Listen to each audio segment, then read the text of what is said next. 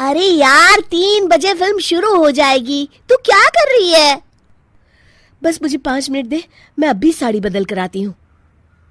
अरे बहू, तू अचानक कहाँ जा रही है? तेरी सास तुझे आवाज दे रही है। अरे छोड़ ना, ये बुढ़िया कभी नहीं सुधरेगी। क्या हुआ माँ जी? मैंने आपको कितनी बार मना किया है कि मुझे जाते हुए टोका मत कीजिए। मैं फिल्म देखने जा रही हूँ। तू अभी चली जाएगी तो मेरे लिए खाना कौन बनाएगा बहू? सुबह से भूखी बैठी हूँ। अरे माँ जी, आप कौन सा घर का काम करती हो जो आपको भूख लगी है? अच्छा, मुझे देर हो रही है, चलना रीटा। अंजलि के जाते ही सीता देवी अपनी किस्मत को कोसते हुए सारा दिन घर में भूखी बैठी रहती है। इस तरह अंजलि अपना बहू होने का कर्तव्य कभी नहीं निभाती थी। वहीं दूसरी तरफ अपनी सास के खाते से पैसे निकाल के अपने शौक पूरे करती थी। लेकिन सीता देवी इस उम्मीद पर थी कि एक दिन उसकी बहू सुधर जाएगी। फिर एक दिन सीता देवी की जुड़वा बहन गीता देवी वहां आती है। अपनी बहन को घर के काम करते हुए देख गीता देवी आग बबूला हो जाती है। अरे ये सब यहाँ क्या चल रहा है सीता? तेरी बहू कहाँ है जो तू घर के काम कर रही है? सीता देवी भावुक होकर रोने लगती है। अब तुझसे क्या छुपाऊं? मेरी बहू रत्ती भर भी मेरी इज्जत नहीं करती। मजबूरी में मुझे घर के सारे काम करने पड़ते हैं। वो तो बस सारा दिन अपनी सहेली के साथ सैर सपाटा करने में लगी रहती है। अच्छा, तो उस चिड़िया के पर निकल आए। तू चिंता मत कर, मैं ऐसी कई बिगड़ैल बहुओं को ठीक कर चुकी हूँ। अब मैं इस चुड़ैल से निपटूंगी। तू कुछ दिनों के लिए मेरे घर चली जा, मेरी बहू तेरी अच्छी देखभाल करेगी। फिर दोनों बहनें आपस में साड़ियां बदल लेती हैं और सीता देवी अपनी बहन के घर चली जाती हैं। देर रात अंजलि जब घर आती है तो अपने कमरे का नजारा देख उसकी आंखें फटी की फटी रह जाती है। हे राम, मेरे कमरे का एसी कहाँ चला गया? और मेरा 56 इंच का एलईडी टीवी कौन ले गया? अंजलि तैस के साथ अपने सास के कमरे में जाती है। तभी वो देखती है कि उसके कमरे का एसी और टीवी उसकी सास के कमरे में लगा है और गीता देवी आराम से एसी की हवा खाते हुए सास बहू सीरियल का मजा ले रही हैं। अच्छा, तो ये सब इस बुढ़िया की कारस्तानी है। अभी इसे बताती हूँ। ये सब क्या है माँ जी? आपकी हिम्मत कैसे हुई मेरे सामान को हाथ लगाने की? क्यों बहू, ये सारा सामान तूने तेरे पिताजी के पैसों से खरीदा है क्या? हैं? लगता है तू भूल गई कि ये सारा सामान मेरे पैसों से आया है, इसलिए मैं अपनी सारी चीजें अपने कमरे में उठा लाई। तुझे कोई एतराज है? चल जा यहाँ से, सीरियल का मजा किरकिरा मत कर।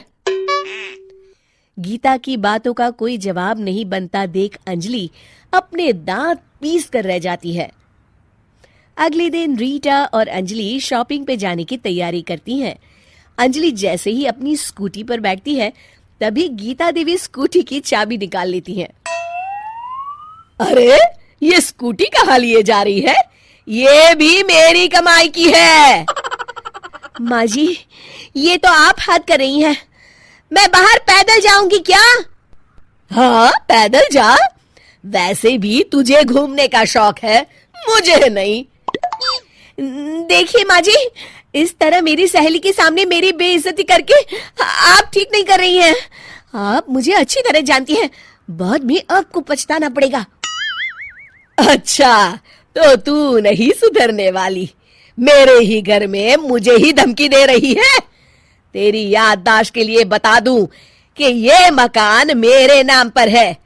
अब तू देख, मैं आज ही अपने बिल्लू वकील को बुलाकर ये सारी जायदाद अनाथालय को दान कर देती हूँ, फिर तुझे एक ढेला भी नहीं मिलेगा। गीता की बातें सुनकर अंजलि के पैरों तले जमीन खिसक जाती है। अरे, अगर तेरी सास ने तुझे अपनी जायदाद से बेदखल कर दिया तब तो तू सड़क पर आ जाएगी। मैं तो कहती हूँ चुपचाप अपनी सास से माफी मांग ले अंजलि। हाँ, तो बिल्कुल सही कहती है, मेरी सास का कोई भरोसा नहीं है। अरे नहीं नहीं माँ जी, ऐसा गजब मत करिए। आज के बाद मैं आपको कोई तकलीफ नहीं दूंगी और घर के सारे काम ना मैं ही कर लूंगी। मैं आपको एक अच्छी बहू बनकर दिखाऊंगी। कुछ दिनों के बाद, ये लीजिए माँ जी, आराम से गाजर का हलवा खाइए। खुशबू तो बहुत अच्छी है। हाँ माँ जी, वैसे मैंने सब काम कर लिया है, तो मैं आपके पैर दबा दूं, आप आराम से हलवा खाइए। इस तरह गीता देवी अंजलि को सही रास्ते पर ले आती हैं और सीता देवी वापस अपने घर में आकर रहने लगती हैं। ये ऐसी चीज है जो करनी सभी को भारी ही पड़ती है, लेकिन कोई समझे तब ना। आजकल लड़कियां ढूंढना कितना मुश्किल हो गया है। बड़ी मुश्किल से तो पढ़ी लिखी नौकरी पेशा बहू मिली है सोनम। बस उसके जैसी ही एक और मिल जाती छोटे विजय के लिए। रीटा बहन की सोच थी कि बहुओं को बेटियों की तरह रखना। उन्हें अपने छोटे बेटे के लिए भी पढ़ी लिखी कमाऊ बीवी चाहिए थी, लेकिन क्यों भाभी, ऐसा क्या हो गया है? बेटे आपके सुंदर, घर आपका बड़ा और सोच भी आपकी सास वाली भी नहीं है, तो क्यों नहीं मिलेगी बहू? और सोनम बहू को देखो कैसे राज कर रही है पूरे घर में। मैं अपने विजय के लिए भी सोनम जैसी नौकरी करने वाली बहू ढूंढ रही थी, लेकिन मुझे कोई मिल ही नहीं रही। काम करने वाली बहू? लेकिन भाभी ऐसा क्यों? क्योंकि आजकल के लड़कों को ऐसी ही लड़कियां ज्यादा पसंद होती है जो उनके कदम से कदम मिलाकर चले, अपने पति की बराबरी करे। कल को एक की नौकरी ना रहे तो दूसरा सहारा बने। जेठानी जो मन में सोचती है कि भाई छोटी भी नौकरी पेशा आ गई तो घर का काम कौन करेगा, उसे देवरानी नहीं बस एक नौकरानी की तलाश थी। अरे कैसी बात कर रही है माँ, मैं तो नौकरी पेशा होकर पछताती हूँ। वो भी आ जाएगी तो कैसे घर का कामकाज होगा? अरे मेरे लिए तो ऐसी बहू भी चलेगी, लेकिन क्या मेरे विजय को ऐसी बीवी चलेगी? मेरा क्या है, आज हूँ कल नहीं। अरे भाभी क्यों नहीं, बहू सही तो बोल रही है। और वैसे भी लड़कों को ऐसी ही लड़की ज्यादा अच्छी लगती है जो घर परिवार देखती है। बाकी विजय तुम्हारा राजी रहे, पैसे की कमी थोड़ी ना है जो बहू का मुंह देखना पड़े। लो जी, जेठानी की चाल तो कामयाब हो गई। वो समझ जाती है कि अब तो उसका ही राज चलेगा, क्योंकि जैसा वो चाह रही है वैसा ही हो रहा है। लेकिन ऐसी लड़की भी कौन सी आसानी से मिल जाती है। आजकल तो लड़कियों को भी माँ बाप लड़कों की तरह पढ़ाते हैं। शादी के वक्त ही पूछ लेते हैं कि भाई हमारी लड़की की नौकरी तो नहीं छुड़वाओगे ना? क्यों बहू, भूल गई तेरे पापा ने क्या कहा था? माँ जी उसकी चिंता मत कीजिए, देवर जी के लिए एक सुंदर और घरेलू बीवी ढूंढने की जिम्मेदारी मेरी। कुछ दिनों बाद हाँ माँ जी, वो तो पापा थोड़ी ज्यादा ही सोचते हैं, नहीं तो कौन पिता नहीं चाहता कि बेटी ससुराल में काम करे, सास की सेवा करे। वैसे माँ जी मुझे अपने देवर जी के लिए एक सुंदर सी देवरानी मिल गई है। अच्छा, मुझे भी दिखाओ, मैं भी देखना चाहती हूँ कि क्या देखा है तूने अपनी देवरानी में। वैसे बात तो सही है, घर में भी तो कोई रहना चाहिए। घर दिन में ना काटने को दौड़ता है।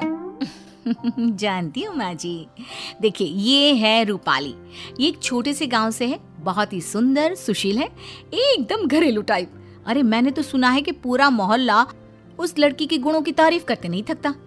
अरे शादी हो गई ना देवर जी की तो राज करेंगे इसके साथ। हाँ, जेठानी सास को फोटो पकड़ा देती है। फोटो देखकर हाँ सुंदर तो बहुत है, बाकी मिलकर ही पता लगेगा कि क्या करती है, कैसी है। और फिर विजय को भी तो पसंद होनी चाहिए ना। तो माँ जी आप कहे तो कल ही इनके घर चलते हैं, लड़की को भी देख लें और विजय भैया भी बात कर लें, और विजय भैया को मैं बता दूं। हाँ हाँ क्यों नहीं, अब तुझे जेठानी बनना है, तू तो घर का सब जानती है, तो देख ले, जो सही लगे कर ले, ठीक है। शाम को देवर से, देवर जी ये देखिए कैसी है ये लड़की, कैसी लगी? माँ जी को तो बहुत पसंद है।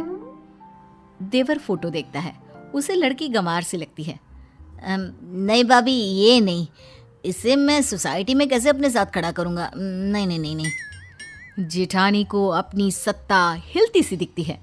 वो सोचती है कि अगर देवर ने कोई अपनी पसंद की लड़की खड़ी कर दी तो क्या होगा? घर बाहर का काम कर करके उसका तो जूस निकल जाएगा। ये सोचकर वो जोर से चिल्लाती है, नहीं नहीं देवर जी, आप ऐसा नहीं कर सकते। देवर हैरान, अरे किया क्या बेचारे ने? क्या नहीं कर सकता? अरे क्या सोच रही है भाभी? गरीब लड़की जिसने आपकी फोटो देखते ही आपको देवता माना, आपसे तो वो मन ही मन शादी भी कर चुकी हैं। माँ जी ने उसे ही इस घर की बहू के रूप में देखा, लेकिन आपको क्या? आप तो प्रैक्टिकल है, आप तो किसी हुस्न परी से शादी करनी है। देवर भाभी की इमोशनल ड्रामे का शिकार हो जाता है और मान जाता है शादी के लिए। ऐसे ही सब लड़की से मिलने जाते हैं और लड़की पसंद आने पर जेठानी देवर और देवरानी की शादी करवा देती है। शादी के कुछ दिनों बाद एक नंबर की गंवार। अब देखो रूपाली, मुझे जॉब के लिए देर हो रही है। एक काम कर दो, मेरा कल पहनने के लिए कुछ भी नहीं है मेरे पास। आज से ना मेरे पहनने वाले सारे कपड़े तुम धो दिया करना, ठीक है? देवरानी जो जेठानी के सारे हुक्म किसी आका की तरह माना करती, वहीं जेठानी भी अपने गेम को खुल कर खेल रही थी। शाम को, अरे बहू, मेरे लिए जरा एक कप चाय बना कर लाना। रूपाली, माँ जी को एक कप चाय बना कर दे दो। लेकिन भाभी मैं तो।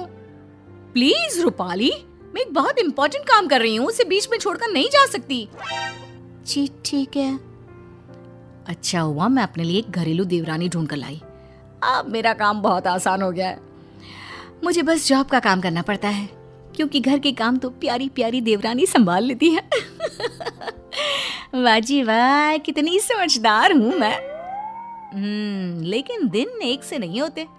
जो नया होता है वो एक दिन पुराना हो जाता है और वो रंग सामने आता है जो उसका असली रंग होता है। और फिर, रूपाली जरा मेरा फोन पास करना, और वो फोन में चार्जिंग नहीं होगा, मेरे बैग में चार्जर रख देना। और हाँ बस जितने दिन की ऐश थी जेठानी साहिबा की, वो खत्म और देवरानी का असली चेहरा बाहर। क्यों दीदी, आप क्या कर रही हो? बैठी ही तो हो। और दीदी, ये छोटे मोटे काम ना खुद कर लिया करो। वैसे भी ऑफिस में भी तो काम करती होगी ना, हैं? हाय रे, ये क्या? सत्ता तो अभी तो बनी थी, आक्रमण हो गया और पूरा ख्वाबों का किला धुस। ओए सुन, ज्यादा बोलने की जरूरत नहीं है, गंवार कहीं की। मैं ना होती तो किसी गांव के घर में चूल्हा फूंक रही होती। ओए होए, ये मुंह और मुख की दाल।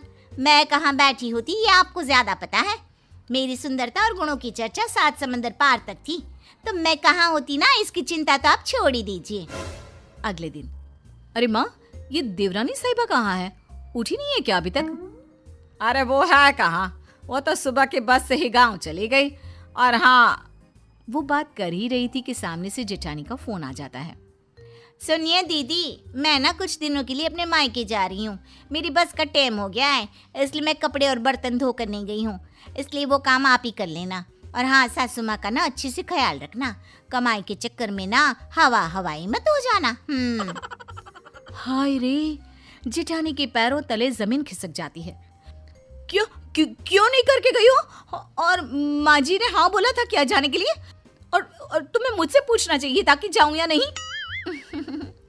माना भाभी, बहुत गर्मी है, लेकिन ये क्या कि आप अपना मानसिक संतुलन ही छोड़ देती हैं। अरे बकवास करने की भी हद होती है भाभी। अच्छा, तो तुम वापस आओ, काम पूरा करो और फिर जहां जाना है जाओ। सास सब सुन रही थी। वो समझ जाती है कि जेठानी ने किस मकसद से देवरानी की शादी इस घर में करवाई है। फिर एक रोज जब देवरानी वापस आती है तो, माँ जी, मेरे ना होने पर लग रहा है कि नाश्ता खाना आपने सब छोड़ दिया था। कैसी पतली हो गई है इतने दिनों में। अरे कौन देगा मुझे खाना, वो तो नौकरी करती है। तू भी किसके भरोसे छोड़कर चली गई मुझे? अरे क्या करती माँ जी, माँ की तबीयत खराब थी ना तो गई थी, वरना नहीं जाती। वैसे भी ना माँ जी, भाभी को भी अब थोड़ा काम करना चाहिए। हम कौन सा उनके पैसे रखते हैं, अरे घर उनका भी तो है ना। ये बोलकर गांव से सफर करके जो लड़की आई, वो तुरंत सास को खाना देने के लिए किचन में घुस गई। तभी जेठानी, अरे आ गई हो तो चाय भी बना दो, और हाँ खाना थोड़ा जल्दी कर दो, मैं पैक करके भी ले जाऊंगी। सास को गुस्सा आता है। देख बड़ी बहू, तुम दोनों ही मेरी बहुएं हो, छोटी ही काम करती रहे ये ठीक नहीं। अरे तो मैं क्या करूं, मैं कमाती हूँ, मैं घर का काम नहीं कर सकती? ये इस गंवार से करवाओ, वैसे भी घर के काम तो छोटे लोग ही करते हैं। तभी देवरानी आ जाती है। माँ जी, आप ना परेशान ना हो, मैंने शाम के खाने के लिए एक छोटी लोग जैसी नौकरानी रख ली है। सुबह का मैं बनाऊंगी और रात का या तो भाभी या तो वो नौकरानी, और नौकरानी के पैसे तो भाभी ही देंगी ना, क्योंकि वो कमाती जो है। सास को बहू का आइडिया तो अच्छा लगता है, लेकिन जेठानी वो अब शाम का खाना बनाती है, क्योंकि पैसे वो भी औरतों के पर्स से निकले। अरे ना जी ना।